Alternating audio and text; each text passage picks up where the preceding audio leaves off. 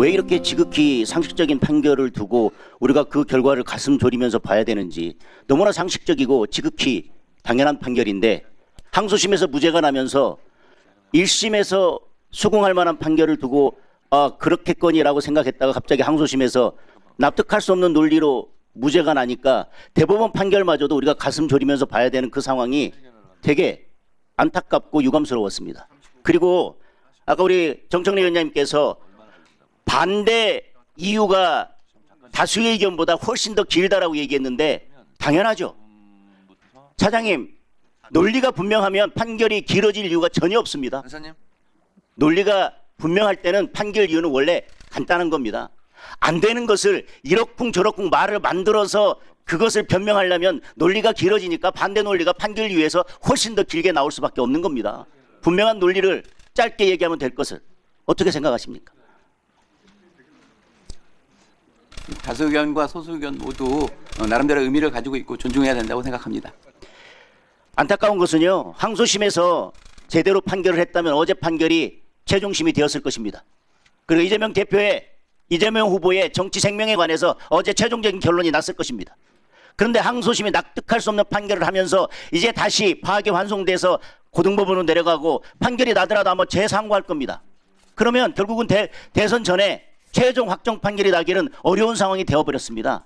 그리고 지금 이게 대선에 개입한다라고 얘기하는데 633이 원칙 아닙니까?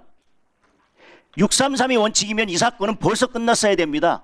대선 직후에 1년 안에 끝났어야 되는 사건이 1심에서 2년 넘게 재판을 질질 끌면서, 그리고 이재명 대표가 재판 지연하는 여러 전략들에 대해서 법원이 제대로 대응하지 못하면서 1심이 2년 넘게 걸렸기 때문에 아직도 이 결론이 안 나고 있는 겁니다. 대선판에 법원이 개입하는 게 아니라 이재명 대표의 재판 지연에 대해서 법원이 제대로 대응하지 못하고 엄정한 조치를 하지 않았기 때문에 1심이 2년 이상 늘어졌던 겁니다.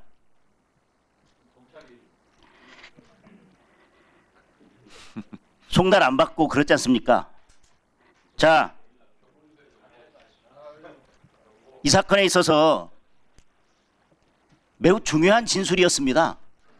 대장동 사건과 관련해서 당시 이재명 후보가 김문기 씨를 아느냐 모르냐는 매우 중요한 사건이고, 유권자가 누구를 선택할지에 대해서 매우 핵심적인 사항이었습니다. 백현동도 마찬가지입니다. 그게 특혜인지 국토부의 협박이 있었는지도 매우 중요한 사항이었습니다.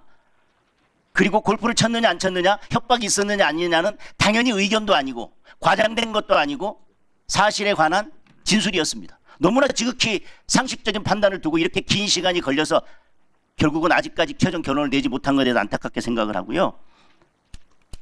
차장님, 헌재 재판관은 헌법과 관련 법에 따르면 정원이 정수가 몇 명으로 되어 있습니까? 헌재 재판관이 예. 9명으로 알고 있습니다. 그럼 일시적인 현상에 의해서 9명이 안 되면 심리를 진행할 수 없습니까? 지금 법상 7명 이상이면 심리 진행할 수 있고 결론 낼 수 있지 않습니까? 예. 헌법에 정수를 9명으로 둔다 하더라도 9명이 없으면 기능이 멈추는 게 아니라 어떤 심리도 할 수 없는 건 아닙니다. 그렇죠? 예. 두 번째, 대법관은 몇 명입니까?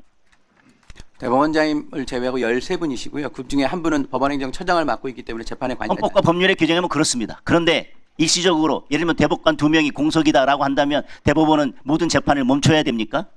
그렇지는 않습니다. 그건 정수입니다. 정수와 몇 명이 심판이나 재판을 개의할 수 있고 최종적인 결론을 내는데 개시할 수 있고 최종적인 결론을 내는데 몇 명이 필요한지는 관련 법에 따라서 달리 정해지는 겁니다. 맞습니까? 예. 헌법에 88조의 국무회의는 대통령, 국무총리와 15인 이상 30인 이하의 국무위원으로 구성된다 이렇게 되어 있습니다. 그러면 국무위원이 15인 이상 30인 이하의 국무위원으로 구성된다고 그래서 그러면 일시적으로 국무위원이 14명이 되면 국무회의는 멈추는 겁니까? 아니면 국무회의를 어떤 정수로 개의할 수 있고 어떻게 의결하는지는 따로 규정에 의해서 정해지는 겁니까? 그 점에 대해서는 제가 답변 드린 곤란한 것 같습니다. 왜요? 지금 국무회의에 대해서 최상목 권한대행까지 탄핵하고 14명, 그러니까 15명 밑으로 내려가지고 헌법에 15명 이상으로 돼 있으니까 14명으로는 국무회의 할 수 없고, 지금 민주당에서 이재명 후보가 대통령이 되면 대통령에 대해서는 기존 재판 절차 중지하도록 하는 형사소송법 개정안 만들고 국무회의 무력화시켜서 제2요구권 행사하지 못하도록 하려고 하는 그거에 대해서 명확하게 답을 주셔야죠. 헌법에 15명 이상으로 되어 있다 하더라도 국무회의 규정에 의하면 국무회의 규정에 국무회의는 구성원 과반수의 출석으로 개의하고 출석 구성원 3분의 2 이상의 찬성으로 의결한다고 되어 있습니다. 마찬가지입니다. 헌법재판소도 마찬가지고요. 헌법에 9명으로 되어 있다면 그럼 8명 되면 아무것도 못합니까? 7명 이상이 심리를 진행할 수 있다고 되어 있습니다. 그리고 위원 같은 경우는 6명, 나머지는 과반수로 결정하면 되는 겁니다. 지금 민주당에서 계속 최상목 권한대행까지 탄핵하면서 이 조항을 가지고 꼼수를 만들려고 하고 있고요. 2021년부터 22년까지 국무위원 14명 이하가 참석해서 국무회의를 운영한 것이 77회 중 19번이나 있습니다. 따라서 지금 그런 꼼수는 되지 않을 것이고요. 민주당이 이런 꼼수를 부리는 것은 결국은 이재명 대표를 만들어서 어떻게든 법도 바꾸고 뭔가 하려고 하는 것일 텐데 그 전제는 이재명 후보가 대통령이 된다는 것인데 이재명 대표를 살리자고 하면서 지금 민주당이 살리는 꾀를 내는 게 아니라 결국은 대선에서 패하고 이재명 대표를 죽이는 꾀만 내고 있다는 말씀을 드리면서 질의 마치겠습니다. 차장님. 예. 이 헌법에 이렇게 소출하고 돼 있는 거는 이 헌법을 만든 분들이 오늘 같은 이 상황을 전혀 예상하지 못했을 것입니다. 여러 재판을 받고 있고 이미 항소심에서 유죄 판결이 났고 대법원에서도 사실 유죄 취지로 파기 환송됐기 때문에 이제 항소심에서 할 수 있는 것은 양형만 정하는 일인데 어제 대법원 판결로 본다면 양형도 거의 누구나 예측할 수 있다고 생각합니다. 그럼에도 불구하고 어떤 정치적 책임이나 염치 없이 후보직에서 사퇴하지 않고 이것을 끝까지 유지하려고 하면서 지금 어떤 한 사람을 위해서 이 법을 만들려고 하고 있습니다. 물론 그런데 이렇게 이 법을 만들면서 민심에서 어긋나기 때문에 결국은 이 법은 이 법에서 적용하려고 하는 그분에게는 저는 적용되지 않을 것 같아요. 나중에 적용될지는 모르겠지만 그런데 분명 헌법상 소출하고 되어 있습니다. 그래서 어떻게 했습니까? 내란죄 수사한다고 하면서 공수처에 사건 맡길 때 소출하고 되어 있으니까 수사는 다 가능하다. 수사 가능하고 다 아니 국정 수행의 안정을 위해서 이런 거 저런 거 하지 말라고 그랬는데 뭐 강제 수사든 수사든 다 가능하고 다 해놓고 소추만 안 하면 된다고 해가지고 공수처로 직권남용죄 가져가서 관련된 내란죄 수사하라고 여기서 민주당 의원들이 법사위에서 그렇게 얘기할 때는 언제고 지금 와가지고는 갑자기 바뀌어가지고 소추는 이것저것 다 앞뒤로 국정수행의 안정을 위해서 이것저것 다 안 되는 거니까 지금은 재판하면 안 된다. 지금 이렇게 말씀하고 계세요. 헌법에 분명히 소추라고 되어 있는데 아마 이런 상황을 가정하지 못했기 때문에 어디 대통령에 출마하는 사람이 그 전에 선출하기 전에 이렇게 많은 범죄로 재판받고 있고 이미 하구심에서 유죄 판결이 난 것 그리고 대법원에서도 유죄 취지로 파기 환송됐음에도 불구하고 누가 후보직을 유지하고 끝까지 대선에 출마하겠느냐라고 하는 그런 생각 때문에 아마 소추니 앞에 수사니 재판이니 굳이 그런 이야기를 달지 않았을 것입니다. 그러나 명백하게 소추라고 되어 있고요.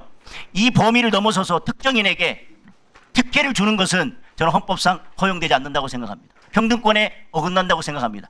특별한 사정이 있어서 소추만 금지하도록 되어 있다면 헌법을 개정하지 않고 이걸 법률로서 그 소추의 범위를 넓혀서 특정인에게 그리고 그것도 권한이 가장 집중되어 있는 대통령에게만 특별한 특혜를 주겠다고 하는 것은 저는 대한민국의 기본적인 헌법 정신에 맞지 않는다고 생각합니다. 차장님 생각 어떠세요? 예, 저희도 아직 해당 법률안을 못 받아봤기 때문에 검토 후에 그러니까요. 추진하도록 하겠습니다. 사장님도 못 받고 지금 사무처장님도 못 본 법안을 그렇게 갑자기 올려가지고 국민들이 지금 뭔 법안인지도 모르는데 이렇게 그냥 하룻밤 만에 만들어가지고 지금 법안 처리하자고 하고 있어요. 누구 한 사람을 위해서. 그런데 다시 말씀드립니다. 그분은 이 법의 적용을 받지 못할 겁니다. 통과되더라도.